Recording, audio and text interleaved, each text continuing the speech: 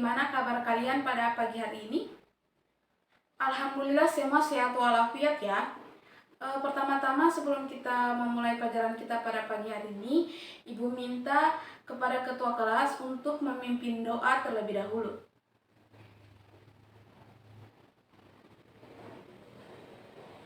Baik, marilah kita panjatkan puji dan syukur kehadirat Allah Subhanahu wa Ta'ala karena berkat rahmat dan limpahan-Nya sehingga kita berkumpul kembali di ruang Zoom pada pagi hari ini pada mata pelajaran Pendidikan Agama Islam.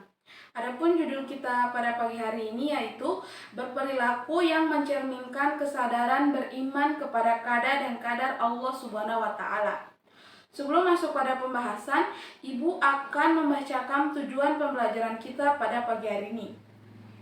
Yang pertama, siswa akan mampu memahami pengertian qada dan qadar.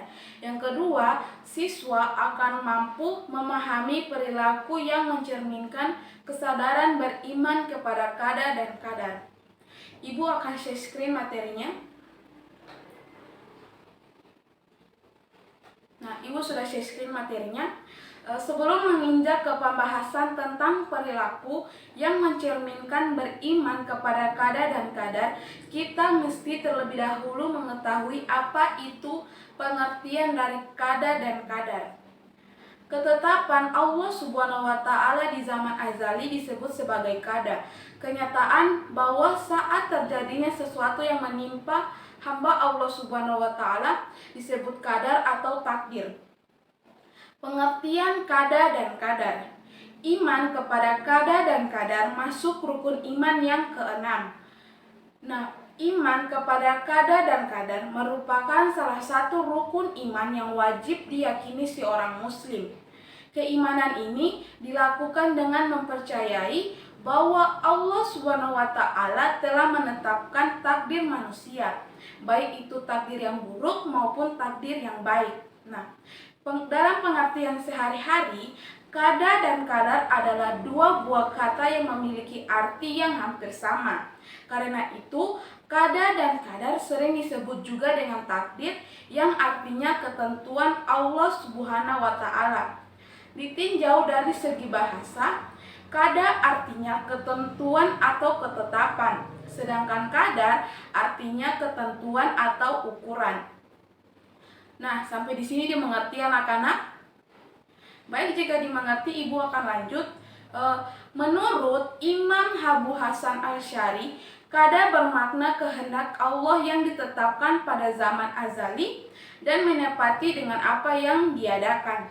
Sedangkan qadar adalah sesuatu yang ditentukan oleh qada yang berupa sifat, keadaan, kedudukan, masa, dan sebab. Nah, singkatnya, qada adalah ketetapan atau takdir yang dituliskan sebelum manusia itu diciptakan. Sedangkan qadar adalah realisasi dari ketetapan tersebut.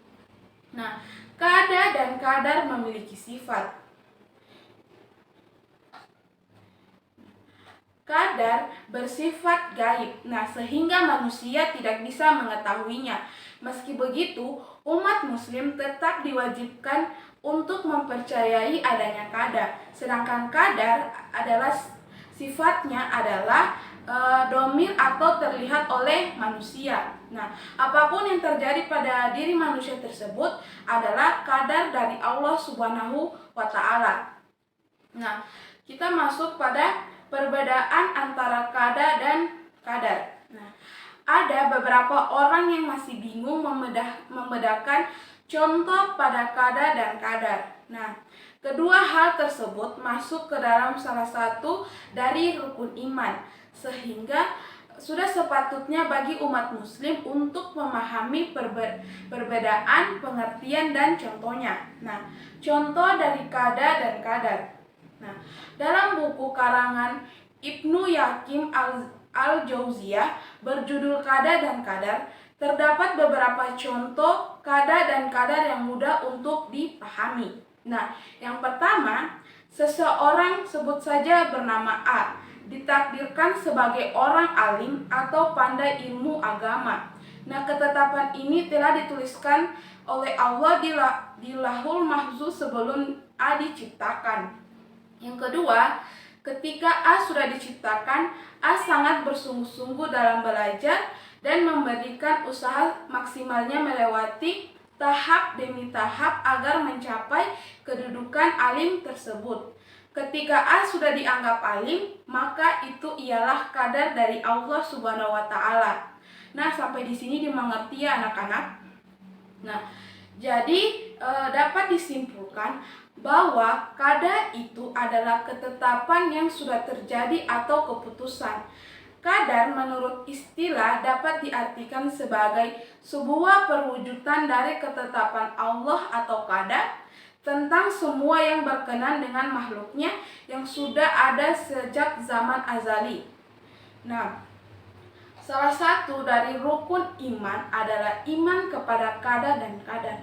Dan kita wajib mengimani adanya qada dan qadar. Nah, orang yang beriman kepada qada dan qadar dapat diukur dengan cara mengamati perilaku sehari-harinya atau kehidupan sehari-harinya.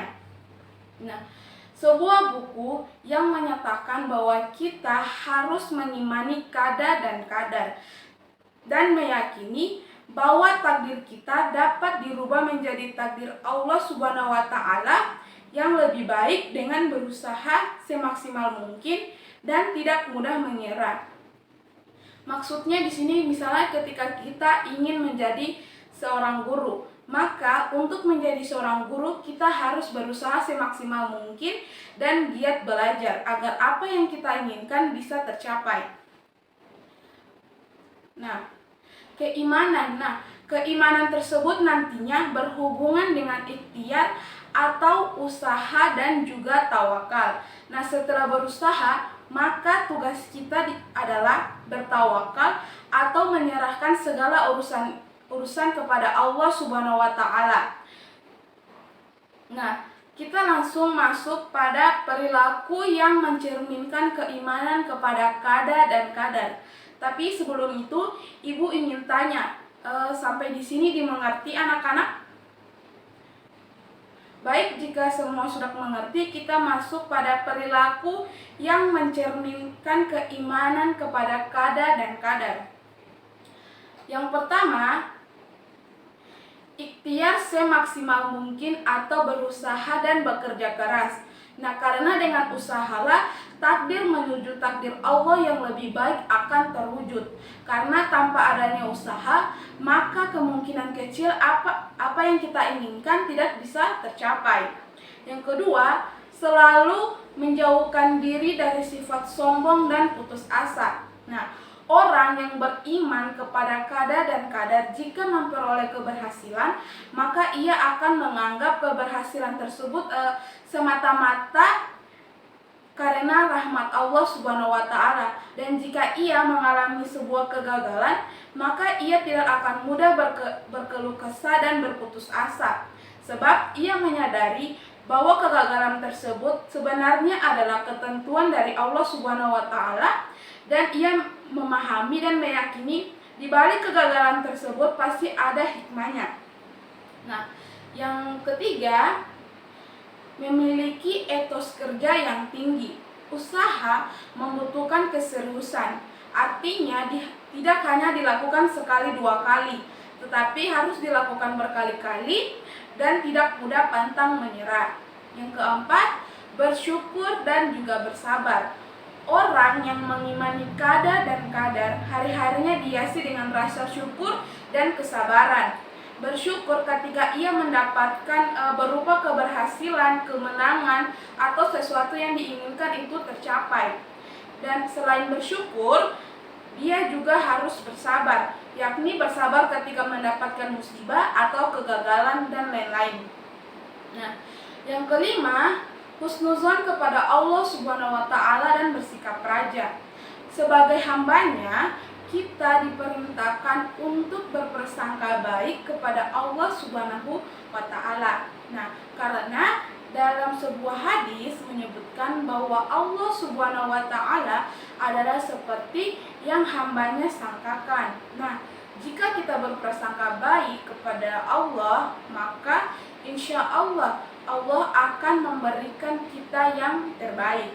Nah, selain berprasangka baik kepada Allah, kita juga harus bersikap raja atau berharap yang terbaik untuk kita. Yang keenam, selalu berdoa. Nah, ikhtiar saja tidak cukup. Nah, kita harus dibarengi dengan doa agar memuluskan perjalanan. Tidak hanya doa kita saja, tetapi doa orang-orang tercinta seperti ibu, bapak, keluarga, kerabat, teman, atau sahabat. Nah, doa juga menyadarkan kita bahwa sesuatu usaha yang kita lakukan pada akhirnya adalah Allah yang menentukan, sehingga kita harus memohon agar apa yang kita usahakan dapat tercapai. Yang ketujuh, bertawakal kepada Allah dengan takdir Allah. Nah, setelah berikhtiar dengan maksimal dan berdoa, kita selanjutnya bertawakal atau menyerahkan semuanya kepada Allah Subhanahu wa taala. Nah, beriman kepada qada dan qadar akan membuat orang yang tidak terpaku pada hasilnya saja, melainkan terhadap proses. Nah, masalah hasil itu adalah urusan Allah Subhanahu wa taala. Kita harus ridho dengan hasil yang diperoleh dan meyakini bahwa hasil tersebut merupakan yang terbaik untuk kita, karena Allah tahu mana yang terbaik untuk hamba-hambanya. Yang kedelapan, yaitu bersikap optimis dan giat belajar. Nah, manusia tidak mengetahui apa yang terjadi pada dirinya. Semua orang tentu saja menginginkan bernasib baik dan juga beruntung. Nah, keberuntungan tersebut tidak begitu saja, tapi mesti ada diusahakan. Nah, sampai di sini dimengerti anak-anak? Baik, jika dimengerti ibu lanjut. Nah, oleh sebab itu, orang yang beriman kepada qada dan qadar senantiasa optimis dan giat bekerja untuk meraih kebahagiaan dan keberhasilan tersebut. Nah, hal tersebut sesuai dengan firman Allah Subhanahu wa taala dalam surat Al-Imran. Nah, pada pagi hari ini ibu minta kepada anak-anakku sekalian untuk bisa memahami apa itu pengertian dari qada dan qadar dan bagaimana cara kita untuk bisa menjadi orang yang selalu bersyukur atas semua apa yang Allah berikan kepada kita, dan dan apa yang kita inginkan, kita harus bisa berusaha semaksimal mungkin tanpa harus menyusahkan orang lain.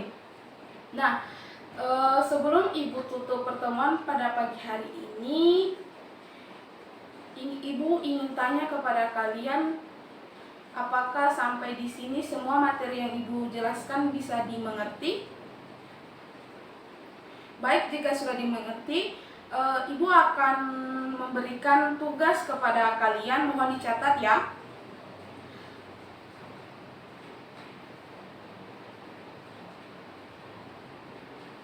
Nah, tugas yang pertama, bagaimana cara kita beriman kepada qada dan qadar. Yang kedua, sebutkan tanda-tanda keimanan kepada qada dan qadar. Nah, jika sudah, ibu ingin tanya siapa yang bisa menyimpulkan pembahasan atau materi kita pada pagi hari ini. Baik, kesimpulan materi kita pada pagi hari ini, yang pertama, untung ruginya seseorang hanya ada pada kekuasaan dan kehendak Allah Subhanahu wa taala. Yang kedua, meyakini dan memastikan bahwa seluruh perbuatan, ucapan, dan gerakan yang baik maupun yang jelek adalah terjadi karena adanya kehendak, takdir, dan pengetahuan Allah Subhanahu wa taala. Nah, perbuatan yang baik itu atas ridha Allah dan yang jelek itu bukan karena ridha Allah. Nah, pesan moral kita pada pagi hari ini, Yang pertama, kita harus percaya akan ketetapan yang diberikan Allah Subhanahu wa Ta'ala, karena Allah mengetahui mana yang baik untuk hamba-hambanya. Yang kedua, jangan lupa untuk selalu berusaha dan giat belajar agar apa yang kita inginkan bisa tercapai. Yang ketiga, selalu mendekatkan diri kepada Allah Subhanahu wa Ta'ala. Baik anak-anak, sampai di sini dimengerti semua ya. Jika sudah dimengerti, Ibu akan menutup pertemuan kita pada pagi hari ini. Baik, sebelum menutup pertemuan kita pada pagi hari ini, Ibu minta kepada ketua kelas untuk menutup pertemuan kita pada pagi hari ini dengan mengucapkan Alhamdulillahirabbil alamin. Baik, Ibu minta maaf jika ada kata atau perbuatan yang salah, mohon dimaafkan karena Ibu juga cuma manusia biasa. Akhir kata, wabillahi taufiq wal hidayah. Wassalamualaikum warahmatullahi wabarakatuh.